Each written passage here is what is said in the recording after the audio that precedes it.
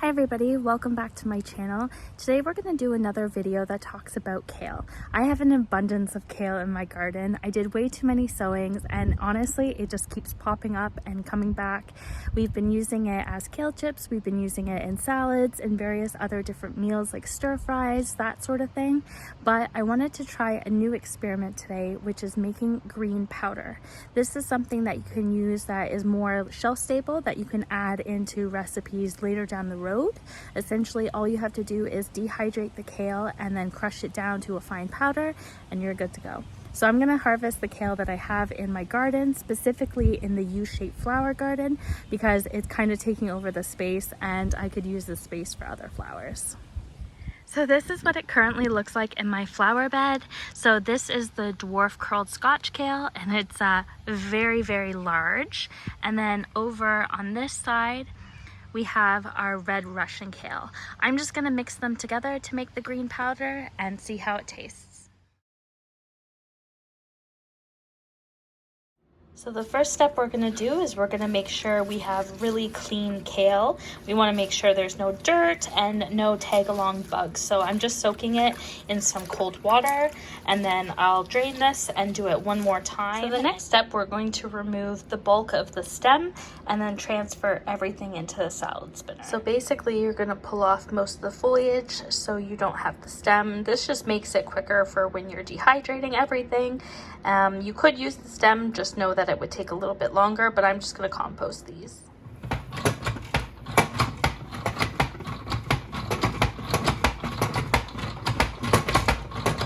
So next, obviously you need a dehydrator. We're going to turn it on and we're going to make sure that it's on for about 2 hours, actually maybe 3, and we'll check it.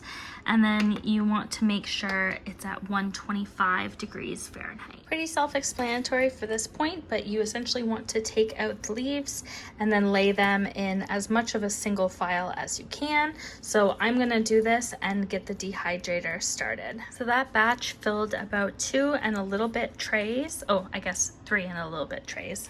And we do have a couple more, so I am going to do another batch of removing stems and get this started. So next up, while everything's in the dehydrator, we're going to move on to our red Russian kale.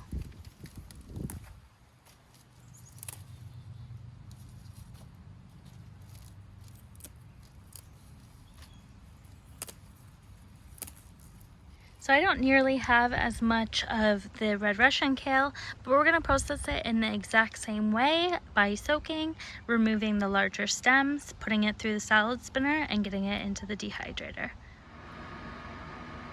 So it's been about 3.5 hours and the kale is definitely crispy enough to turn into powder.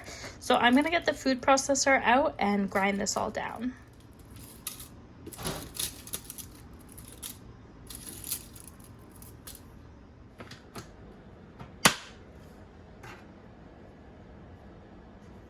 So this is the consistency that we're at right now. I'm probably going to leave it because I prefer something a little bit more whole than something that's really, really powdered.